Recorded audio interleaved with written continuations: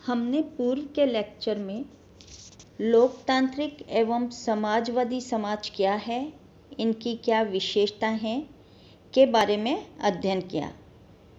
इसकी निरंतरता में आज हम भारत एक लोकतांत्रिक समाजवादी समाज एवं लोकतांत्रिक समाजवादी समाज में प्रशासनिक संस्थाएं के बारे में चर्चा करेंगे। हम भारत के लोग भारत को एक संपूर्ण प्रभुत्व संपन्न समाजवादी धर्मनिरपेक्ष लोकतांत्रिक गणराज्य बनाने के लिए प्रतिबद्ध हैं। भारत में लोकतांत्रिक व्यवस्था में भारतीय संविधान में लोकतंत्र की स्थापना संबंधी प्रमुख प्रावधान निम्न हैं। वयस्क मताधिकार और चुनाव। संविधान द्वारा सभी बालिग स्त्री पुरुषों को वोट देने का अधिकार प्रदान किया गया है। भारत में स्वतंत्रता के तुरंत बाद सभी वयस्क स्त्री पुरुषों को मताधिकार प्रदान कर दिया गया। पूर्व में मताधिकार 21 वर्ष की आयु पर था, बाद में 18 वर्ष पर किया गया। भारत में संसद और राज्य विधानसभाओं के लिए नियतकालीन चुनावों का प्रावधान है। विभिन्न राजनीतिक दलों एवं गुटों को चुनावों में भाग लेने की पूरी छूट है। नागरिकों के मौलिक अधिकार में संविधान का एक पूरा अध्याय नागरिकों के मौलिक अधिकारों की विवेचना करता है, जिसमें प्रमुख हैं समता का अधिकार, स्वतंत्रता का अधिकार तथा धार्मिक स्वतंत्रता। संविधान द्वारा नागरिकों को विचार, भाषण, सभा, सम्मेलन की स्वतंत्रता प्रदान की गई है। भारत में उत्तरदायी सरकार की व्यवस्था है। संसदीय शासन प्रणाली होने के कारण मंत्रिमंडल लोकसभा के प्रति उत्तरदायी रहता है तथा उसका विश्वास खो देने पर उसे त्यागपत्र देना पड़ता है। लोकसभा एवं विधानसभा के प्रत्येक 5 वर्ष बाद चुनाव होते हैं। कभी कभी समय से पूर्व लोकसभा एवं विधानसभा भंग हो जाने के कारण 5 साल से कम पर भी चुनाव कराने पड़ते हैं। उदाहरण के लिए सन 1989 में बनी केंद्र सरकार अपना कार्यकाल पूर्ण नहीं कर पाई, तब 1991 में दोबारा चुनाव कराने पड़े।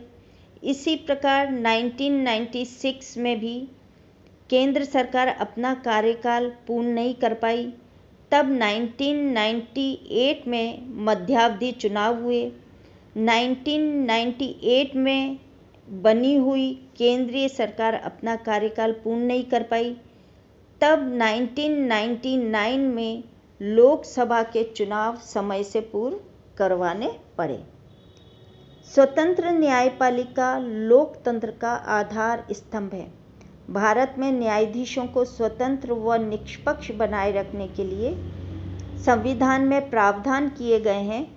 उदाहरण के लिए उच्च न्यायालय एवं उच्चतम न्यायालय के न्यायाधीशों को महाभियोगों द्वारा ही हटाया जा सकता है।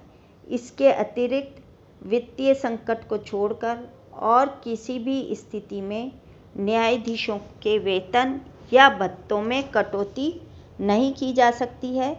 संसद को न्यायाधीशों की आलोचना करने की अनुमति नहीं है। लोकतंत्रात्मक शासन विकेंद्रीकरण पर बल देता है।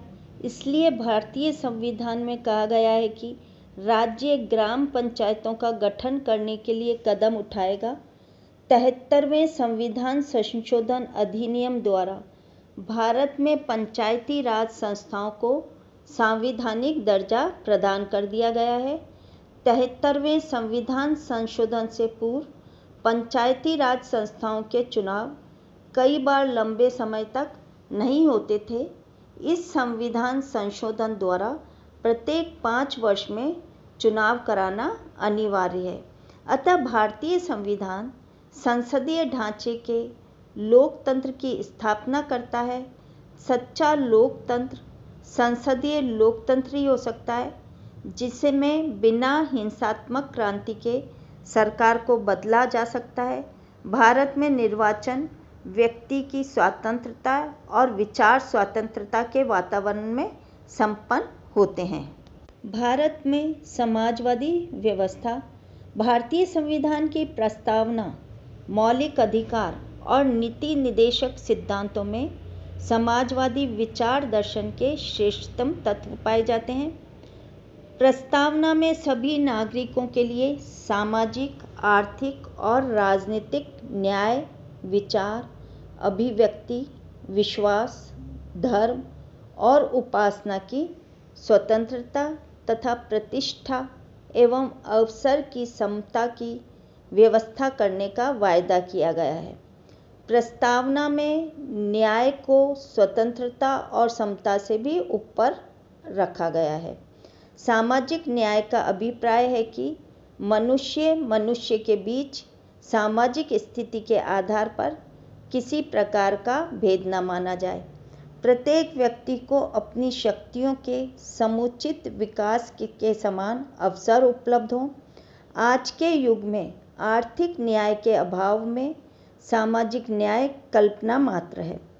आर्थिक न्याय का अभिप्राय है कि धन संपदा के आधार पर व्यक्ति के बीच विच्छेद की कोई दीवार खड़ी नहीं की जा सकती। भारत की विविध योजनाएं आर्थिक न्याय की स्थापना की प्रबल चेष्टाएं हैं। समाजवादी ढंग का समाज, लोक कल्याणकारी राज्य और मिश्रित अर्थव्यवस्था जैसे शब्दबंधों में व्यक्त होता है कि भारतीय राज्य आर्थिक क्षेत्र में समाजवाद की स्थापना के लक्ष्य से अनुप्राणित है। लोकतांत्रिक समाजवादी भारत में प्रशासनिक संस्थाओं के अध्ययन करें तो भारतीय संविधान में न केवल राष्ट्रपति, मंत्रिपरिषद, संसद और न्यायपालिका का प्रावधान किया गया है, अपितु देश के प्रशासन के संचालन हेतु अनेक प्रकार प्रशासनिक संस्थाओं एवं सेवाओं का प्रावधान भी किया गया है। इनमें से कतिपय निम्न हैं: अखिल भारतीय सेवाएं, लोक सेवा आयोग, प्रशासनिक अधिकरण, स्वायत्तता प्राप्त आयोग।